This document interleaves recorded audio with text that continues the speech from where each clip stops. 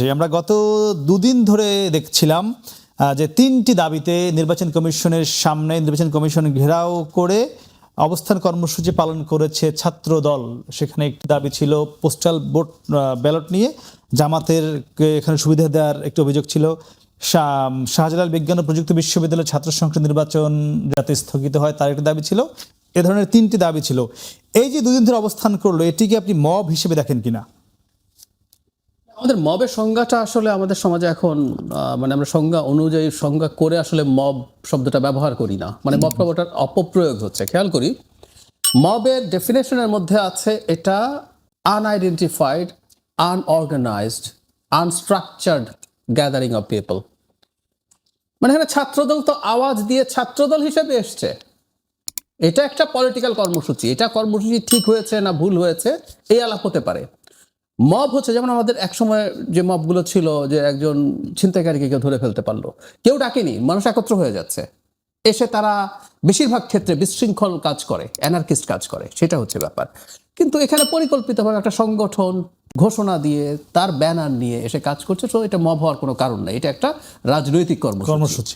এখন যে প্রশ্নটা উঠেছে যে একটা সাংবিধানিক প্রতিষ্ঠানকে এই চাপ দেওয়াটা তাদের জায়গা থেকে ঠিক হয়েছে কি বেঠিক হয়েছে, সেটা পরবর্তী আলোচনা, সেটা মব কোনোভাবেই না। পরবর্তী আলোচনা কি বলে, ঠিক হয়েছে না বেঠিক হয়েছে, এটা তাদের বিবেচনা। এখন যদি আমরা খেয়াল করি, রাজনৈতিক কর্মসূচি যেভাবে হচ্ছে, যা হচ্ছে, রাজনৈতিক বক্তব্য যা হচ্ছে, আমি এখন এটা বুঝি নির্বাচনকে সামনে রেখে প্রত্যেকটা রাজনৈতিক দল, সেটা মুখে হোক, সেটা তাদের সাক্ষাতের মাধ্যমে হোক, অথবা কখনো কখনো এই ধরনের তাদের পরিকল্পিত কর্মসূচির মাধ্যমে হোক, নির্বাচন কমিশনকে আসলে তারা চাপে রাখতে চায়। চাপে রাখার চেষ্টা বা বক্তব্যের মানে এই না যে নির্বাচন কমিশন খুব খারাপ করছে। তারা এই কারণে এটা করতে চায় যাতে নির্বাচন সামনে রেখে নির্বাচন কমিশন অন্তত তাদের প্রতি নেগেটিভ না হয়ে যায়। সবাই করছে কম বেশি। এনসিপি বলছে নির্বাচনে থাকবো কিনা, তারা তাদের জায়গা থেকে বক্তব্য দিচ্ছে। ইভেন জামায়াতের প্রতিনিধি দল প্রধান উপদেষ্টাকে গিয়ে নির্বাচন কমিশনের নামে এক ধরনের নালিশ করে এসছে। মানে টেকনিক্যালি বা সাংবিধানিকভাবে আপনি নির্বাচন কমিশনের বিরুদ্ধে প্রধান উপদেষ্টার কাছে নালিশ জানাতে পারেন না। আসলে নির্বাচন কমিশনের সামনে অবস্থান করা যাবে না, আমি তাও বলিনি। আচ্ছা, তাও বলি, কিন্তু একটা নির্বাচন কমিশনের সামনে এখন গ্যাদারিং এর যে সমালোচনাটা আছে সেটা হচ্ছে এই জায়গায় তফসিল ঘোষণার পর এই ধরনের গ্যাদারিং বা জেনারেল যে গ্যাদারিং গুলো আছে এগুলোর বিরুদ্ধে মানে নির্বাচন কমিশনের একটা জেনারেলাইজড অবস্থান ছিল, তো সেই বিবেচনায় সেটা এখানে ভঙ্গ হয়েছে। এটা আমি ওইভাবেই দেখতে চাই যে তারা আসলে চাপ প্রয়োগের পথে সবাই হাঁটছে। একদম একদমই। ব্যারিস্টার শাহরিয়ার ভাই, এখানে বলা হচ্ছিল ছাত্র দলের যে অবস্থানটি এটি রাজনৈতিক কর্মসূচি, এটিকে মব হিসেবে দেখতে রাজি নয়, তবে এটি ঠিক ছিল না বেঠিক ছিল তা নিয়ে কথা বলেছেন জাহেদ ভাই, আপনার কি মত? ধন্যবাদ আপনাকে। আপনার মাধ্যমে আপনার টিভি সমস্ত দর্শকদেরকে সালামের শুভেচ্ছা এবং আপনাদের দুজনকে আসসালামু আলাইকুম রহমতুল্লাহ বরকাতুহু।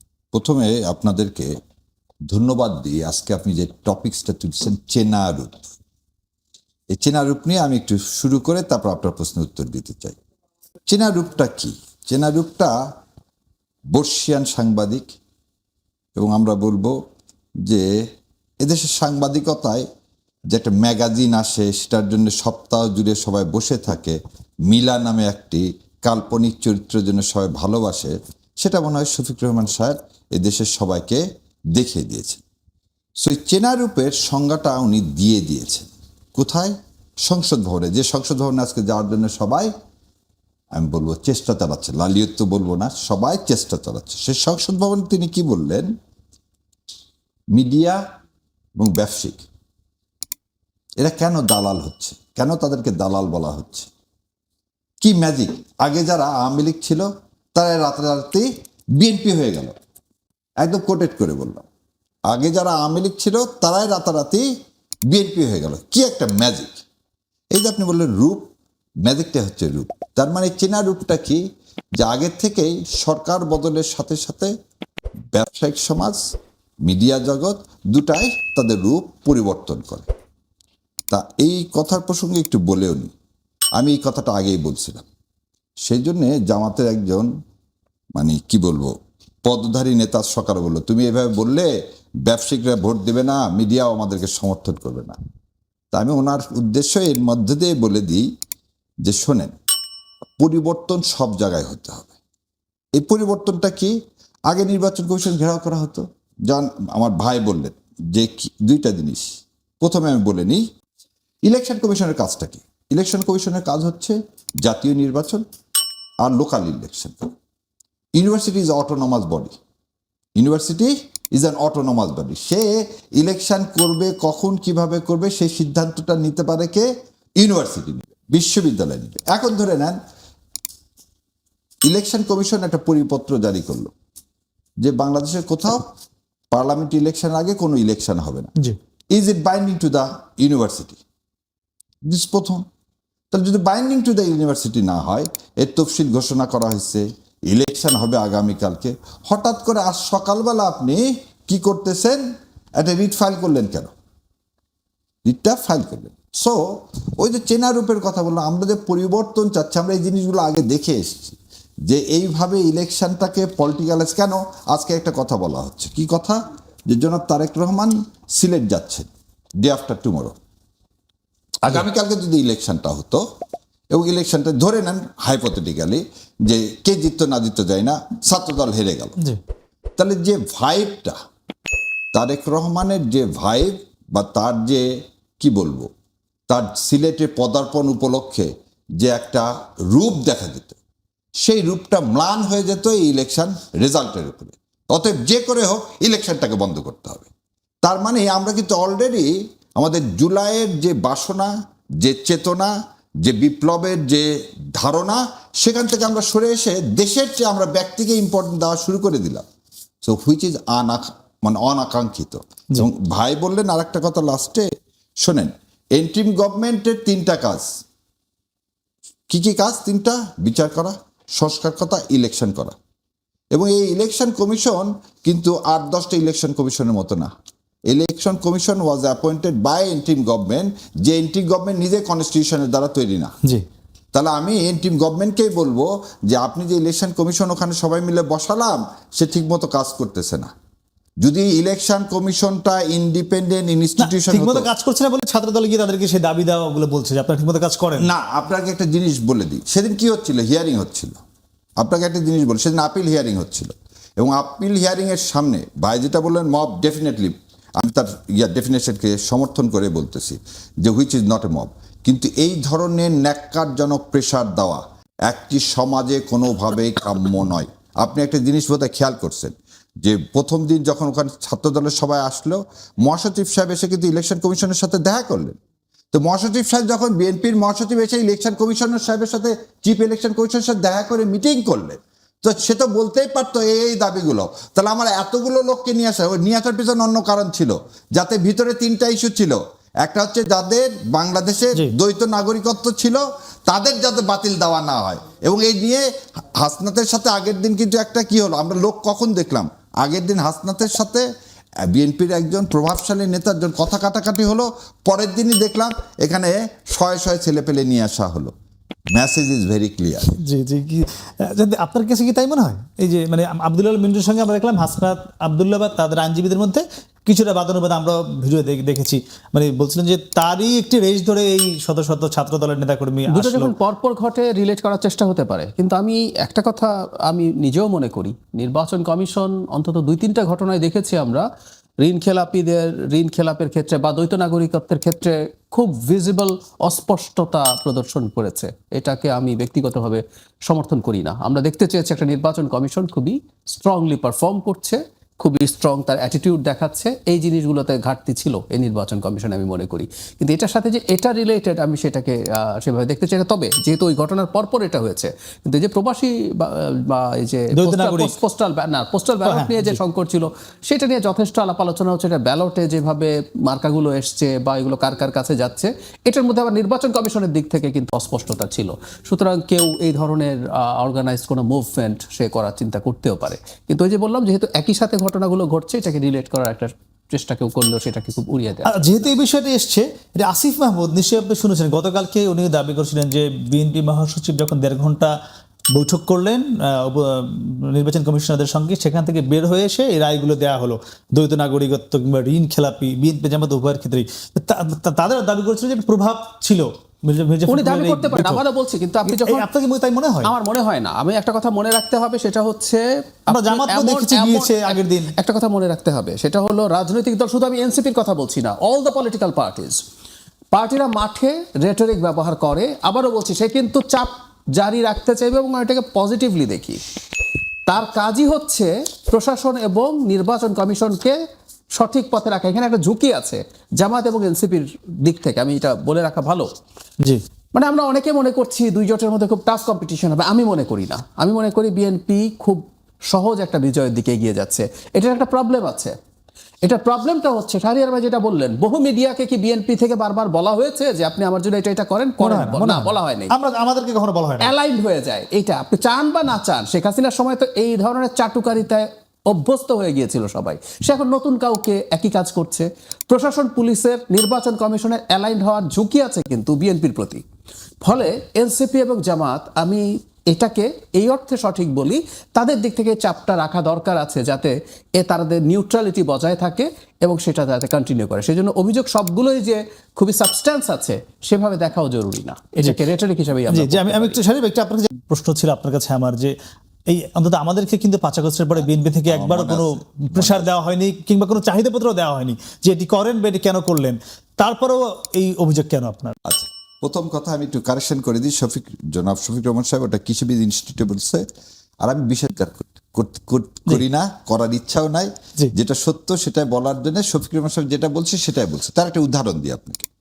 23শে জুলাই যে ব্যবসায়িক সম্মেলন হলো এবং সেই সম্মেলনে যারা বক্তব্য দিলেন এবং যারা বারবার বললেন প্রথম, দ্বিতীয়, শেষ পর্যন্ত শেখ হাসিনাকে চাই, তারাই কিন্তু আবার দল ধরে জনাব তারেক রহমানের সাথে দেখা করার জন্য মরিয়া হয়ে গেল এবং তারা দেখা করলেনও। ওই একই লোকগুলো কবে তারেক রহমান আসার 7 দিনও পার হয়নি।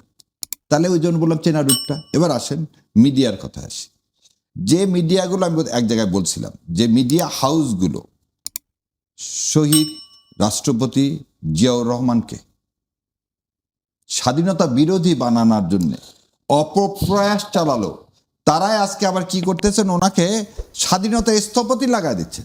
স্বাধীনতার ঘোষক জিয়া যে অ্যাডমিটেড ফ্যাক্ট, সেটাকেও তারা কি করতেছেন, স্থপতি লাগায় এটাকে ভবিষ্যতে যাতে একটা বিতর্কিত করা যায় সেই কাজটা করতেছে। এই যে অতি কি বলবো চাটুকারিতা, এই চাটার দল আজ থেকে নতুন না। এই চাটার দলের থেকে এই চাটার দল কারা? আমি আপনি সবাই। আমরা যদি পরিবর্তন না হয়, এখানে কিন্তু মিডিয়া হাউসের কথা বললাম না। আবার মিডিয়া হাউসের কথা যদি ধরি, আপনাকে এখন বলে দিই, আমি 71 টিভিতে আমি এই পরিবর্তনের পর তো আমি যাচ্ছি। 71 টিভি ড্রাস্টিক্যালি চেঞ্জ। 71 টিভি গত 15 বছরে যে ক্ষতিটা করছে, আজকে তো গত 1.5 বছরে ড্রাস্টিক্যালি চেঞ্জ। আজকে ওখানে যে আমরা সব কথা বলতে পারি, কিন্তু 15 শ্যামল সাহেবরা যখন ছিলেন তখন আমরা একটু বলতে পারতাম না। সো আপনাকে সরকার পরিবর্তন নেয়, যেটা ভাই বললেন, উনি অনেক জ্ঞানী মানুষ, প্রজ্ঞাবান। উনি যে কথাটা বলছেন, বিএনপি চাক আর না চাক, আপনি একটা ভাইব তুলতেছেন বিএনপি ক্ষমতায় যাচ্ছে, অতএব যেমন আমি একটা জিনিস আপনাদের মাধ্যমে বলি। আজকে কিন্তু জুলাই ছাত্ররা এসেছিল। এই ছাত্ররা জুলাই আন্দোলনের প্রত্যক্ষ যারা আন্দোলন করছে, এই ছেলেগুলো কোনো চাকরি নাই, কিছু নাই, কি অনিশ্চিত জীবনের মধ্যে চলতেছে। আজকে ঢাকা ইউনিভার্সিটিতে বলা হচ্ছে ছাত্র দলের একটা ভাইব উঠছে। কি ভাইব? যে বিএনপি ক্ষমতায় যাচ্ছে, যারা যারা ছাত্র দল করবে তাদের নাম এই লিস্টে থাকলে ক্ষমতায় আসলে চাকরি পাওয়া যাবে। আপনাকে একটা জিনিস বলি, পেট কিন্তু যত কথাই বলি, পেট তো আগে। আপনি তাহলে কম্পেল হচ্ছেন জীবনের তাগিদে। আমরা তো জুলাই সনদের কথা বা জুলাইয়ের কথাটা বারবার, আজ পর্যন্ত আপনি কি দেখছেন এই ছেলেগুলোকে পুনর্বাসনের কথা? আজ পর্যন্ত কি আপনি দেখছেন তাদেরকে যে ইন্ডিমিনিটি দেওয়ার কথা প্রপোজ করলেন সেটা পাশ করার কথা? না। তার মানে আমরা মূল জায়গা থেকে সবসময় সরে যাচ্ছি। আমরা ক্ষমতার পরিবর্তন চাচ্ছি। আপনি যে প্রথমে যে কথা বললেন যে ক্ষমতার জন্য রাজনীতি হয়ে যাচ্ছে, শাসনতন্ত্রের পরিবর্তন, ইনস্টিটিউশনাল চেঞ্জ, সে জায়গায় যেতে চাচ্ছি না। জি, হয়তো যাবে। আপনার কাছে যেতে চাই, এনসিপির যে মুখপাত্র সাবেক উপদেষ্টা আসিফ মাহমুদ সজীব ভুইয়া, আপনি নিশ্চয়ই জানেন গতকালকে তিনি বলেছিলেন যে নির্বাচন কমিশনের যে অবস্থা, তাদের যে আচরণ, তাদের যে নিরপেক্ষতা, এই ইসির অধীনে তারা নির্বাচনে যাবে কিনা নিয়ে তারা পুনর্বিবেচনা করবে। এবং আজকে তিনি এবার সংবাদ সম্মেলনে এই দাবিগুলো, এবং আজকে যেটি হলো হাইকোর্টের যে একটি স্টে হয়েছে সাকসু নির্বাচন, এই সব মিলিয়ে তিনি বলেছেন যে, এবং তারেক রহমানের যে বিভিন্ন জায়গায় মুভমেন্ট, বিভিন্ন তার আশা উপলক্ষে যে বিভিন্ন জায়গায় প্রচারণা, তিনি বলেছেন সবার আগে তারেক রহমানকে শোকজ করা উচিত এই ইসির। একটা জিনিস একটু বলবো, আমার একটা সুন্দর, অন্তত একটা ভালো নজির স্থাপন করেছে ইসি। তারেক রহমানের উত্তরবঙ্গের একটা সফর ছিল। সেই সফরে নির্বাচনী ক্যাম্পেইন না, অন্য নামে কিছু জনসভারও প্রস্তুতি ছিল। এটা বিএনপির দিক থেকে ঠিক হয়েছে বলে আমি মনে করি না, কিন্তু এর মধ্যে ইন্টারেস্টিং ব্যাপার হচ্ছে নির্বাচন কমিশন সেই ব্যাপারে বাধা দিয়েছেন এবং বিএনপি ওটা অ্যাগ্রি করেছেন। সেই কারণে আমি মনে করি যে নির্বাচন কমিশন একদম কিছু করছে না তা না। জনাব তারেক রহমান সিলেটে যাওয়ার পর তো 21 তারিখ রাতে যাচ্ছেন, 22 তারিখ থেকে কিন্তু ক্যাম্পেইনের ফর্মাল শুরু হয়ে যাবে। সুতরাং এরপর তো আসলে ওনার প্রচারণার ক্ষেত্রে কোনো সমস্যা বাধা নেই।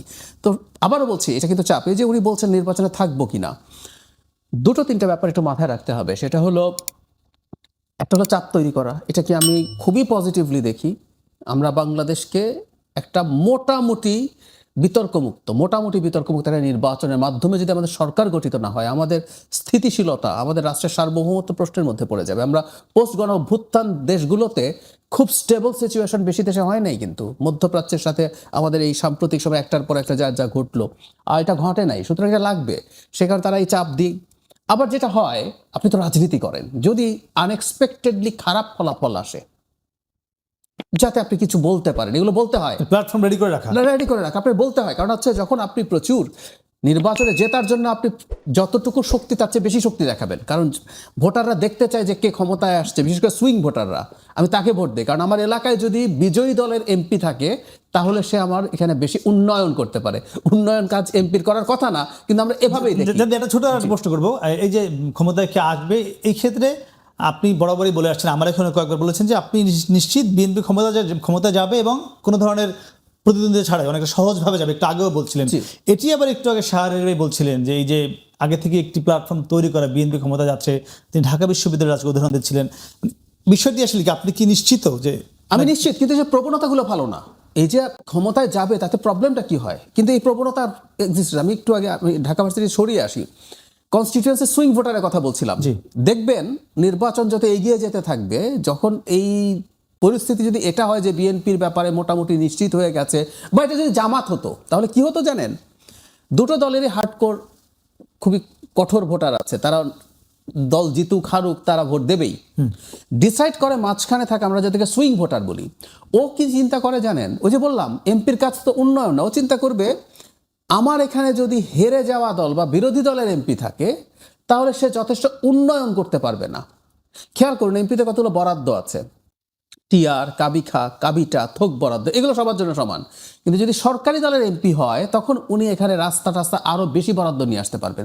এই প্রবণতা আছে, এটা আমাদের এখানে খুব কমনলি কিন্তু কাজ করে। মানে সেটি কি এখন পুরোপুরি বিএনপির দিকে? খুব সম্ভাবনা। আর যদি বিএনপির আমারটা, আমি যদি সঠিক হই, বেশিরভাগ মানুষ যদি তা মনে করে, তাহলে একটু থামাই, আপনি কি তাই মনে করেন শাহরিয়ার ভাই? না ভাই, আমি এই বিশ্লেষণের সাথে একমত না। এই কারণে যে রিসেন্ট যতগুলো জরিপ এসছে, আপনি জরিপগুলো দেখে নেন। যে সুইং ভোটের কথা আগে প্রথমে বলি, ভোটার বাংলাদেশে ভোটার আছে যারা, ধরে না আওয়ামী লীগ এর আগে 25% ভোট পাইছে। এই লাস্ট যতগুলো হয়েছে, ওর নাম কি, সার্ভে হয়েছে, তাতে দেখা গেছে জরিপগুলো 5% ভোটার ভোট দিতে যেতে অনাগ্রহ প্রকাশ করছে, বাকি সবাই ভোট দিতে চায়। তার মানে আপনি একটা জিনিস পরিষ্কার, আওয়ামী লীগের ভোটার বলে কোনো কিছু না, এটা ক্লাব না, ভোটার ইজ ভোটার। এখানে সুইং ভোটার আছে আর দুইটা দলের হয়তো ভোটার আছে।